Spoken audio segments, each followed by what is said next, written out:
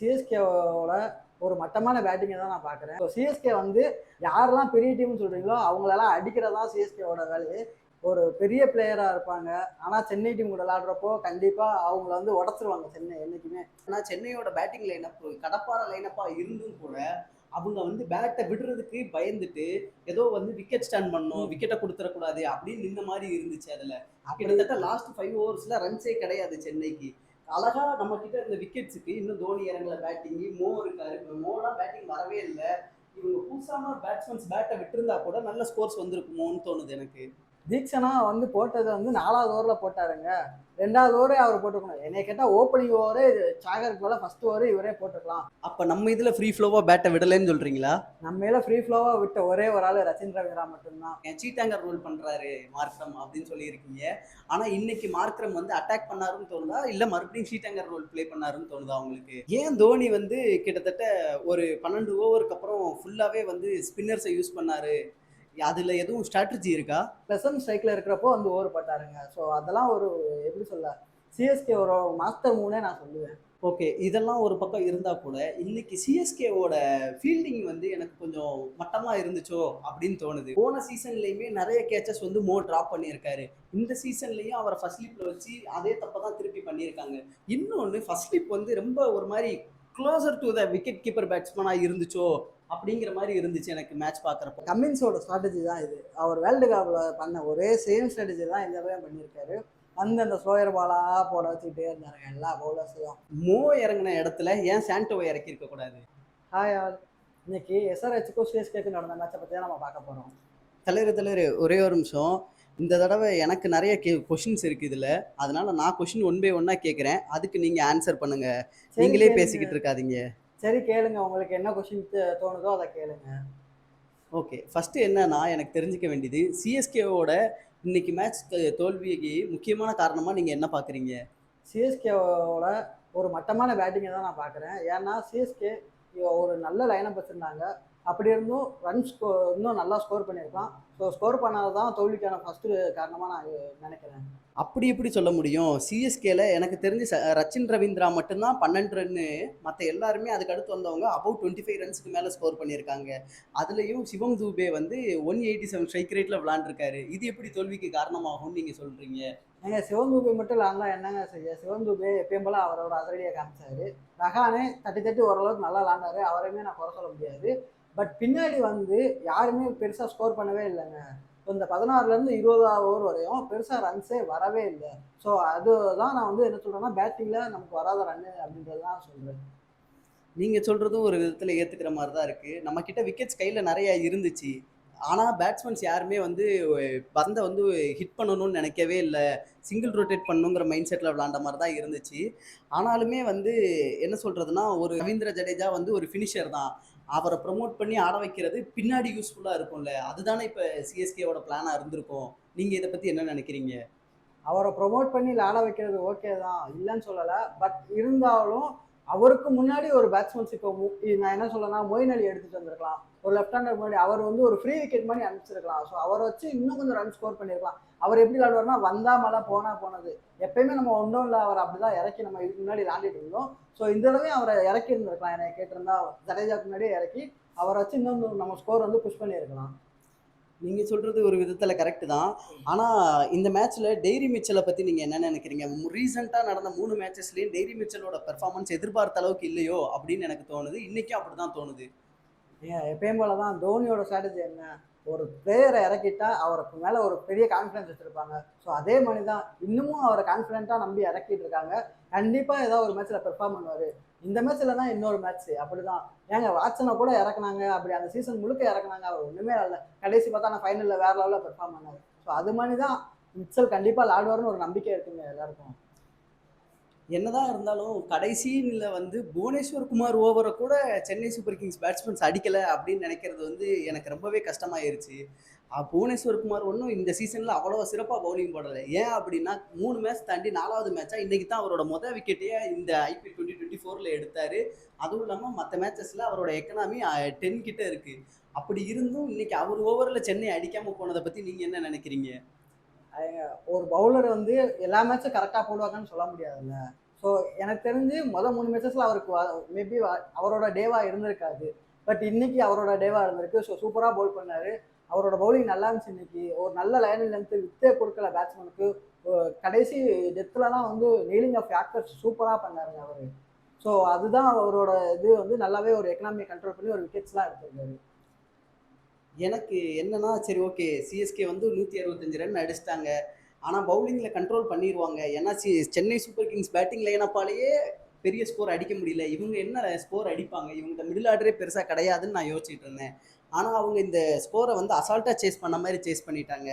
கிட்டத்தட்ட ஓப்பனிங் அவங்களோட பார்ட்னர்ஷிப்பாக இருக்கட்டும், பவர் பிளேயில் அவங்க ஸ்கோர் பண்ண விதமாக இருக்கட்டும், மேட்ச் அப்படியே திருப்பிடுச்சுன்னு சொல்லலாம். ஆமாங்க, அவங்க பவர் பிளேல எப்பயுமே அவங்களோட அதிரடி தான். ஓப்பனிங்னு சொன்னாலே அவங்க இதில் 2 பேருமே அதிரடியாக தான் விளாட்றாங்க. இதுக்கு முன்னாடி மயங்க் அகர்வால் விளாண்டுருந்தாரு. இன்னைக்கு அவரை ட்ராப் பண்ணாங்க. 1 டவுனில் தான் எப்பயுமே அபிஷேக் சர்மா வந்து வருவார். பட் இந்த தடவை 2 பேருமே 2 எண்ட்லேயுமே வந்து லெஃப்ட் இறக்கி 2 பேருமே அதிரடியாக விளாட ஆரம்பிச்சிட்டாங்க. அது கரெக்டு தான். ரெண்டு எண்டுமே லெஃப்ட் ஹேண்டர்ஸாக இருக்காங்க டீமில். ஸோ ஏன் நம்ம ஆஃப் ஸ்பின்னர் ட்ரை பண்ணல? தோனி இதை வந்து மிஸ் பண்ணிட்டாருன்னு நீங்கள் நினைக்கிறீங்களா? நான் உண்மையிலே அதை வந்து கண்டிப்பாக மிஸ் பண்ணிட்டாருன்னு தாங்க சொல்வேன். ஏன்னா 2 எண்டுமே லெஃப்ட் ஹேண்டர்ஸு. இதுக்கு முன்னாடி நீங்கள் ஒரு தோனியை எடுத்து பார்த்துருந்தீங்க அப்படின்னா, இப்போ ஒரு லெஃப்ட் ஹேண்டர்ஸ் வந்துட்டாலே தோனி டேரெக்டாக ஃபஸ்ட்டு முன்னாடி அஸ்வின் இருந்தப்போ அஸ்வின் கையில் ஓப்பனிங் ஓவரை கொடுத்துட்டு அப்படியே அவர் கிளம்பிடுவார். ஈஸியாக இருக்கும் அவருக்கு வந்து. ஏன்னா அஸ்வின் வந்து அந்நேரம் ஆஃப் ஸ்பின்றப்போ ஈஸியாகவே விக்கெட் எடுத்து அவங்கள வந்து கேமை சேஞ்ச் பண்ணிடுவார். பட் இந்த தடவை Moeen Ali off spinner, Theekshana off spinner. நான் என்ன யோசிச்சேன் அப்படின்னா, தீக்ஷனாவா கண்டிப்பாக பவர் பிளேயில் போட வச்சுருவாங்க அப்படின்னு தான் யோசித்தேன். பட் கேம் அப்படியே சேஞ்ச் இருங்க இருங்க, தீக்ஷனா தான் பவர் பிளேயில் போட்டாரே ஓவரு. தீக்ஷனா வந்து போட்டது வந்து 4வது ஓவரில் போட்டாருங்க. 2வது ஓவரே அவர் போட்டுக்கணும். என்னை கேட்டால் ஓப்பனிங் ஓவரே சாகருக்கு போல ஃபர்ஸ்ட் ஓவரே இவரே போட்டுக்கலாம். தீபக் சார் வந்து 2வது ஓவர் போட்டிருக்கலாம்.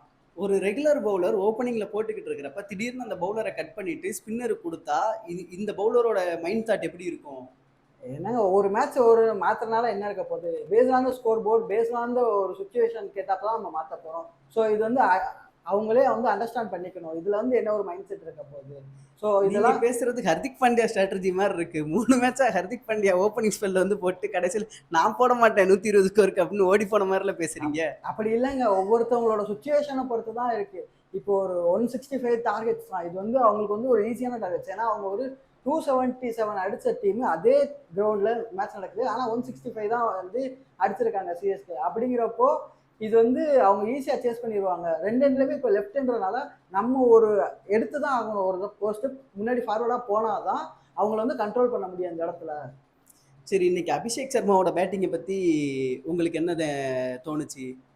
என்னங்க அவர் எப்பயும் போல தான் வந்தார், அடித்தார், போயிட்டே இருந்தார். நல்லா உண்மையிலே பவர் பிளேவை யூட்டிலைஸ் பண்ண தெரியுதுங்க. அவங்க சூப்பராக பவர் பிளே யூட்டிலைஸ் பண்ணுறாங்க. டிராவிஸ் ஹெட்டாக இருக்கட்டும், அபிஷேக் சர்மாவாக இருக்கட்டும், 2 பேருமே சூப்பராக பவர் பிளே யூஸ் பண்ணுறாங்க. என்ன சொல்ல, ஃப்ரீ ஃப்ளோவாக பேட்டை விடுறாங்க. மிடில் ஆர்டர்ஸே கிடையாது. ஆனால் அவங்க ஃப்ரீ ஃப்ளோவாக இவ்வளோ தூரம் பேட்டை விட்டு அவ்வளோ அழகாக ரன்ஸ் எடுக்கிறாங்க. அப்போ நம்ம இதில் ஃப்ரீ ஃப்ளோவாக பேட்டை விடலைன்னு சொல்கிறீங்களா? நம்ம மேலே ஃப்ரீ ஃப்ளோவாக விட்ட ஒரே ஒரு ஆள் ரச்சின் ரவீந்திரா மட்டும்தான். முதல் மேட்ச்ல இருந்து இப்போ வரையும் அவர் விட்டுட்டு இருக்காரு. அவர் மட்டும் விடுறாரு. இன்னொன்று மிடில் ஆர்டர்னு பார்த்தா சிவன் துபே. அவரோட ரோலே முதல்ல இருந்து செட் பண்ணது அதுதான்.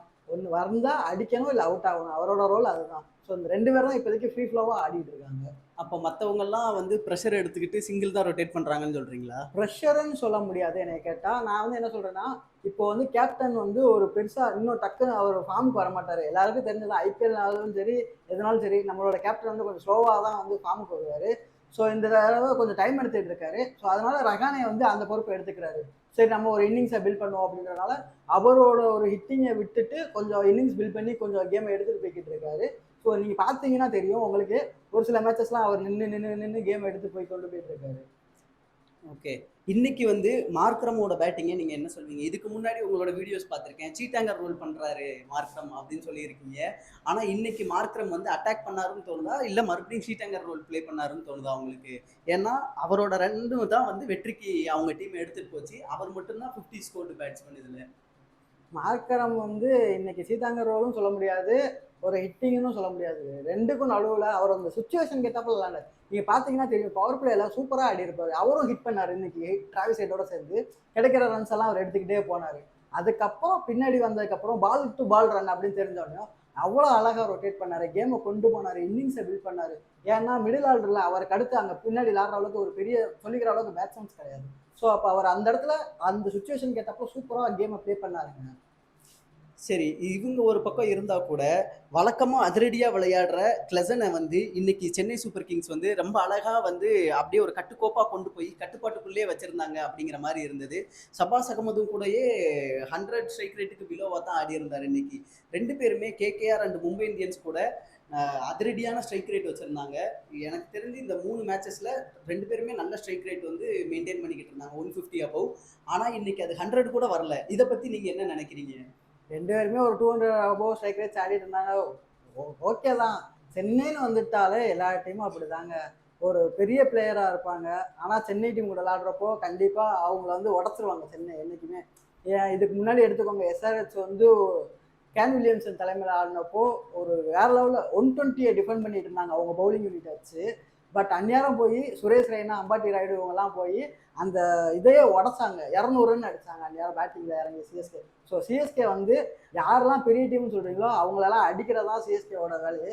ஸோ அந்த மாதிரி இதெல்லாம் மறக்க முடியுமா? அதெல்லாம் சரியான தருணங்கள். ஸோ அதெல்லாம் அந்த மாதிரி சிறப்பான தரமான சம்பவங்கள்லாம் பண்ணிட்டு இருக்கிறவங்க. ஸோ இவங்களுக்கு வந்து இது வந்து பெரிய விஷயமே கிடையாது. ஸோ இவங்க வந்து இவங்கள மாதிரி ஒரு 100 பேர் 1000 பேரை பார்த்தவங்க. ஸோ அப்படிங்கிறப்போ இது வந்து பெரிய இதே கிடையாதுங்க என்னை பொறுத்தவரையும். ஏன் தோனி வந்து கிட்டத்தட்ட ஒரு 12 ஓவருக்கு அப்புறம் ஃபுல்லாவே வந்து ஸ்பின்னர்ஸை யூஸ் பண்ணாரு? அதுல எதுவும் ஸ்ட்ராட்டஜி இருக்கா? எனக்கு தெரிஞ்சு இன்னைக்கு ஸ்பின்னு நான் யோசிச்சேங்க. எப்படி சொல்ல, இப்போ கிளசன் வந்து ஒரு ஸ்பின்னர் தான் ஸ்ட்ராங்குன்னு எல்லாருமே சொல்லுவாங்க. ஏன்னா கிளசன் வந்து ஸ்பின்னு போட்டாலே அவர் ஹிட்டிங்லாம் அவரோட ஸ்ட்ரைக் ரேட் பார்த்தீங்கன்னா 200 அபோவ் தான் இருக்கும். ஸோ அவருக்கே ஒரு ஸ்பின்னு போட வைக்கிறாங்கன்னா அப்போ சிஎஸ்கே எவ்வளோ இதாக தைரியமாக அந்த ஸ்டெப்பை மூவ் பண்ணியிருப்பாங்க அப்படின்னு பாருங்க. ஏன்னா இப்போ அவருக்கு போட்ட பாருங்க ஸ்பின் யார் போட்டா அப்படின்னா ஃபர்ஸ்ட் எடுத்தோடனே ரச்சின் ரவீந்திரா வந்து போட்டாரு. அதுவும் அவரோட ஃபர்ஸ்ட் ஓவர் அந்த மேட்சுக்கே அவர் தான் அந்த மேட்சுக்கே அவர் ஒரு ஓவர் தான் போட்டிருக்காரு. ஆனா அதுவும் கிளசன் ஸ்ட்ரைக்ல இருக்கிறப்போ வந்து ஓவர் போட்டாருங்க. ஸோ அதெல்லாம் ஒரு எப்படி சொல்ல, சிஎஸ்கே ஒரு மாஸ்டர் மூவ்னே நான் சொல்லுவேன். அவ்வளோ மாஸ்டர் மூவ் இருந்தும் ஏன் ஜெயிக்க முடியல அப்ப? அவங்கள வந்து கட்டுப்படுத்தினாங்க. எப்படி சொல்ல, ஒரு நினைச்சிருந்தா இப்போ அந்த இடத்துல கிளசனை வந்து அடிச்சு மேட்சை முடிச்சிருந்துருப்பாரு. ஏன்னா இப்போ நம்ம 16வது ஓவருக்கு அப்புறம் ஸ்பின் நம்ம போட்டதா கிடையவே சரித்திரமே கிடையாது. 15 ஓவருக்கு அப்புறம் ஸ்பின்னே வராது. பட் இந்த இடத்துல 17வது ஓவர் வரையும் ஸ்பின்னு போட்டாங்க. ஏன்னா கேமை கொண்டு போகணும்னு நினைச்சாங்க. ஸோ கேமை கொண்டு போய்கிட்டே இருந்தாங்க. பின்னாடி வந்து ப்ரெஷர் போட்டாங்க. ஸ்பின்னர்ஸ் ஓவரில் கிளசன் இன்னைக்கு நீங்கள் பார்த்துருந்தீங்கன்னா தெரிஞ்சுக்கும் அடிக்க எவ்வளோ தூரம் திணறினாருன்னு. ஸோ அவங்க எல்லாருமே ஒரு பிளானோட தான் கொண்டு போயிட்டு இருந்தாங்க. பட் இது கொஞ்சம் என்ன சரி ஏன் தோத்தாங்க அப்படின்னா, இன்னும் நமக்கு ஒரு ஃபேஸில் வந்து பதிரனா இல்லாதது வந்து ஒரு பெரிய இழப்பாக நான் வந்து எதிர்க்கிறேன். அதிரனா இல்லாதது மட்டும்தான் பெரிய இழப்பா? ஃபிஷ்ஷை பத்தி நீங்க என்ன நினைக்கிறீங்க? ஃபிஷ் வந்து எப்படி சொல்ல, ஃபிஷ் வந்து ஒரு முன்னாடி போட்டு இல்லை ஒரு இடையில வந்து விக்கெட்ஸ் எடுத்து கொடுத்துட்டு போகிறது தான் ஃபிஷ்ஷு.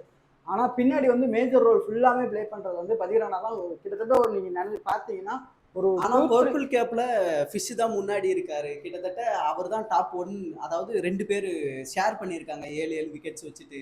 ஸோ அப்போ ஃபிஷ் எப்படி முக்கியமான ஆளா இல்லாம இருக்க ஃபிஷ் முடியும்? வந்து நான் முக்கியமான ஆளு நான் இல்லைன்னு சொல்லலைங்க. ஃபிஷ் வந்து எப்படி சொல்லலாம், ஒரு பவர் பிளேல விக்கெட் எடுக்கிறது இல்லைன்னா ஒரு மிடில் ஓவர்ஸ்ல தான் விக்கெட் எடுப்பாரு. நீங்க ஃபிஷ்ஷை வந்து பின்னாடி எடுத்துட்டு போய் பார்த்து அப்ப ஃபிஷ் வந்து அந்த அளவுக்கு நல்ல பவுலர் இல்ல. பின்னாடி போட்டா அவருக்கு செட் ஆகாதுன்னு சொல்ல வரீங்களா? பின்னாடி போட்டா செட் ஆகாதுன்னு சொல்ல வரலாங்க. பின்னாடி வந்து அந்த அளவுக்கு ஒரு இம்பாக்டான பிளேயர் கிடையாது. பின்னாடி வந்தா பதிரனா தான். இல்ல எனக்கு தெரிஞ்சு நான் பங்களாதேஷோட மேட்சஸ் பார்த்துருக்கேன். அவரை பின்னாடி யூஸ் பண்ணியிருக்காங்க டெத்தில். இன்னொன்று back of the hand slower ball ரொம்ப அழகாக வந்து எக்ஸிக்யூட் பண்ணுவார் ஃபிஷ் வந்து. ஸோ அதெல்லாம் வந்து நல்ல ப்ளஸ்ஸாக பார்க்குறேன். கடைசி டெத் ஓவர்ஸில் வந்து ஃபேஸ்லையும் போடணும், ஸ்லோவராகவும் போடணும், ஸ்டாக் பால் போடணும், எல்லாமே பண்ணக்கூடிய பிளேயரால இருக்கார் அவர். அப்புறம் எப்படி அவரை டெத் பவுலர் இல்லைன்னு சொல்ல முடியும்? டெத் பவுலர் இல்லைன்னு சொல்லலைங்க. இப்போ ஒரு பெரிய இம்பாக்ட் கொடுக்குற அளவுக்கு ஒரு டெத் பவுலர் கிடையாது. என்னைய பொறுத்தவரையும் இப்போ பாருங்க, ஒரு 3 மேட்ச் எடுத்துக்கோங்க.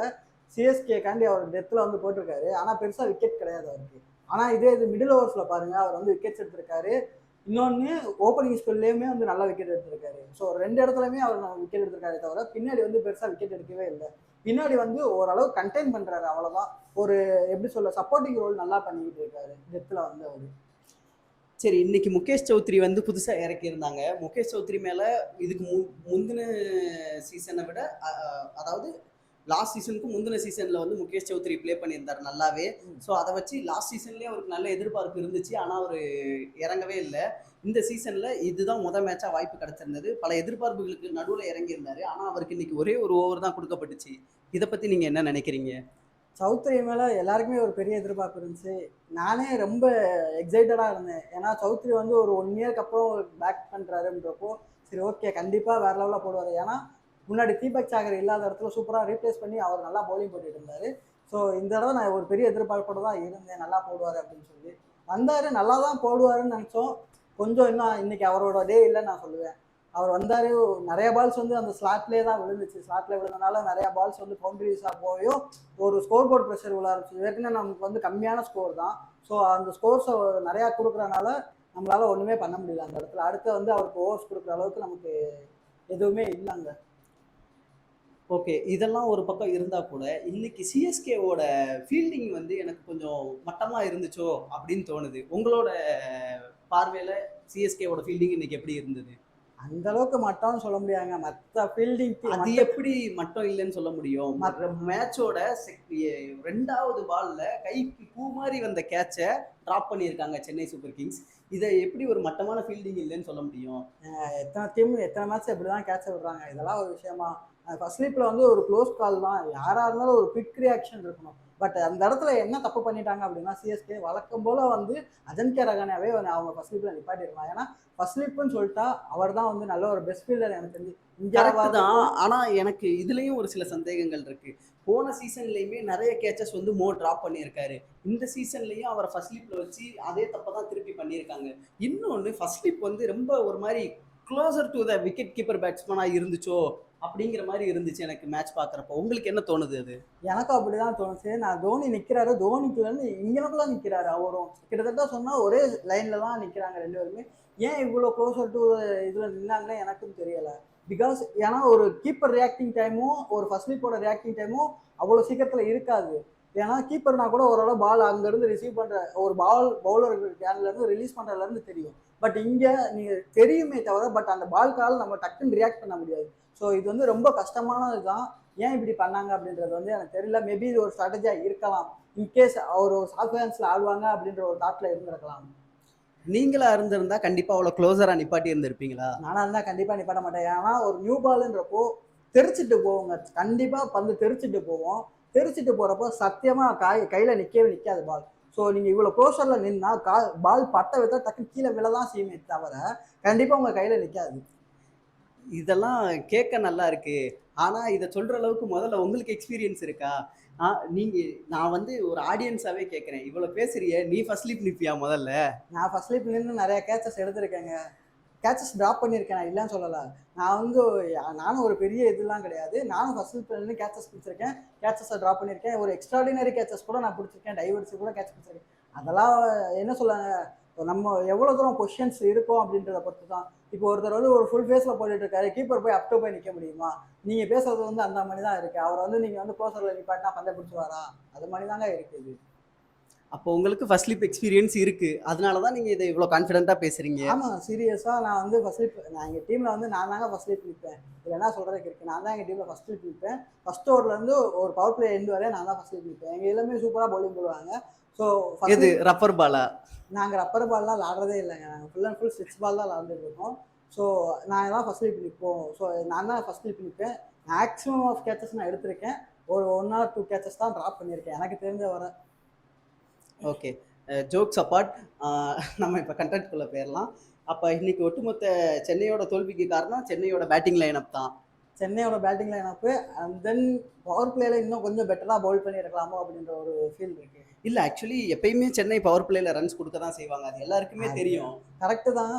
பட் இந்த தடவை கொஞ்சம் எக்ஸ்ட்ராவாக போயிடுச்சோ அப்படின்ற ஒரு ஃபீல் இருக்குது. ஆனால் எனக்கு தெரிஞ்சு நீங்கள் சொன்ன பாயிண்ட்டை நான் ஒரு சிலதை அக்ரி பண்ணிக்கிறேன். என்னன்னா சென்னையோட பேட்டிங் லைனப் கடப்பார லைனப்பாக இருந்தும் கூட அவங்க வந்து பேட்டை விடுறதுக்கு பயந்துட்டு ஏதோ வந்து விக்கெட் ஸ்டாண்ட் பண்ணணும், விக்கெட்டை கொடுத்துடக்கூடாது அப்படின்னு இந்த மாதிரி இருந்துச்சு. அதில் கிட்டத்தட்ட லாஸ்ட் 5 ஓவர்ஸில் ரன்ஸே கிடையாது சென்னைக்கு. அழகா நம்ம கிட்ட இருந்த விக்கெட்ஸுக்கு இன்னும் தோனி இறங்கல பேட்டிங்கு, மோ இருக்காரு. இப்போ மோலாம் பேட்டிங் வரவே இல்லை. இவங்க புதுசான பேட்ஸ்மேன்ஸ் பேட்டை விட்டுருந்தா கூட நல்ல ஸ்கோர்ஸ் வந்திருக்குமோன்னு தோணுது எனக்கு.